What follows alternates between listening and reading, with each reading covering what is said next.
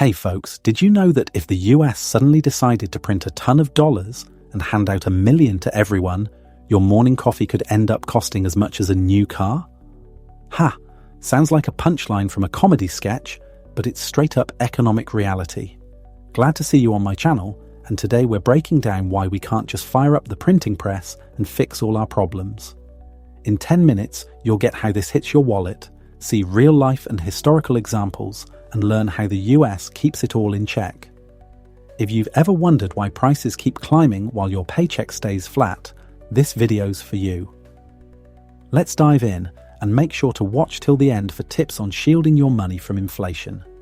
First off, let's talk about what happens when too many fresh dollars flood the economy. We'll break down the mechanism step by step, because that's the key to getting it. When the government prints money, or more accurately, when the Federal Reserve boosts the money supply by buying bonds or other tricks, it means more dollars are circulating. But the goods and services in the country don't magically multiply. Picture an auction. If everyone's budget suddenly doubles, they'll bid twice as much for the same item. Sellers spot that and jack up prices. Same with the economy.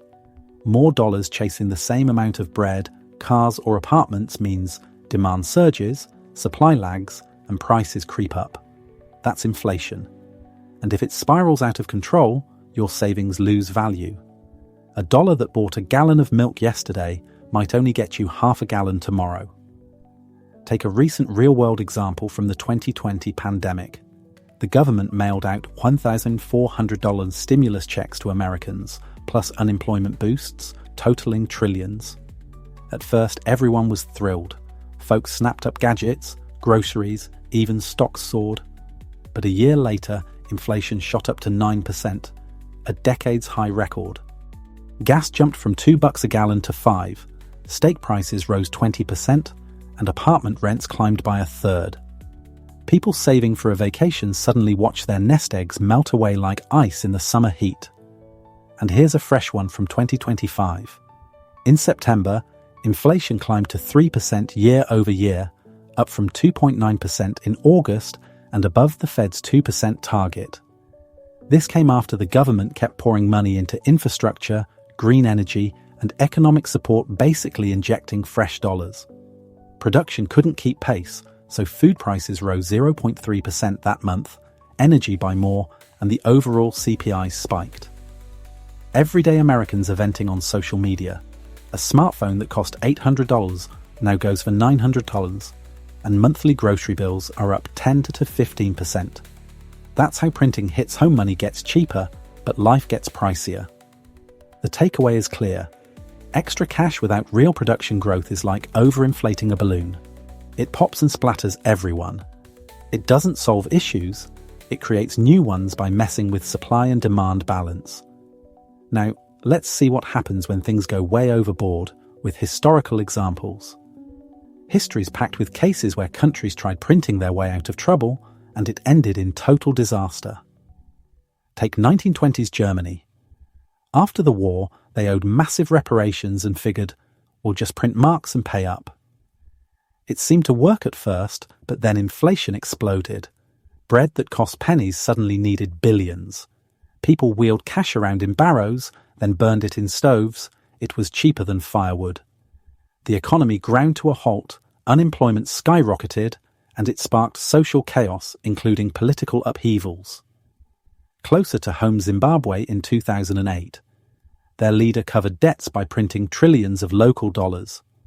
Inflation hit 89 sextillion %, prices doubling every day. Folks ditched the currency for barter or US dollars, farms sat empty, and people starved. Funny to think, but those 100 trillion notes became tourist souvenirs. Bottom line, when printing spins out of control, it shatters trust in money, bankrupts folks, and triggers crises. No joke, real hardships. Now let's unpack why the US avoids this mess and who's in charge. In the States, there's a built-in system to prevent that chaos, the Federal Reserve, or just the Fed. It's like a bank guard. They decide how much money to release, so the economy grows steadily without overheating. The goal? About 2% inflation a year, plus jobs for everyone. Politicians can't just bark, "Print more," the Fed's independent to dodge dumb election time moves. Example, the 2008 crisis. Banks crumbled, the Fed pumped in trillions by buying bonds, but carefully controlled. Inflation rose but stayed at 2 to 3%. And in 2022, when prices surged post-pandemic, the Fed hiked rates to cool demand. Without that, we could have slid into hyperinflation like those stories. And in 2025, the Fed nailed it again. In October, they cut rates by 0.25%, the second time this year, bringing the Fed funds rate to 3.75 to 4%. That's a total of 0.5% cuts so far to boost jobs without fueling more inflation. PCE inflation expectations are around 3% by year end, so they're balancing carefully, not letting money flood out. Thanks to that, stocks are up, but home prices haven't rocketed out of reach like they could have. In short, the Fed's the economy's brake system, preventing crashes. It's why the dollar stays strong. But knowing all this, what can the average person do? Wrapping it up.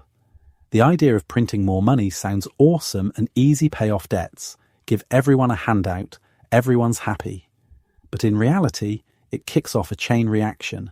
Money supply swells, demand outpaces supply, inflation eats savings, food and gas prices skyrocket, and dollar trust fades, like in those Germany or Zimbabwe tales.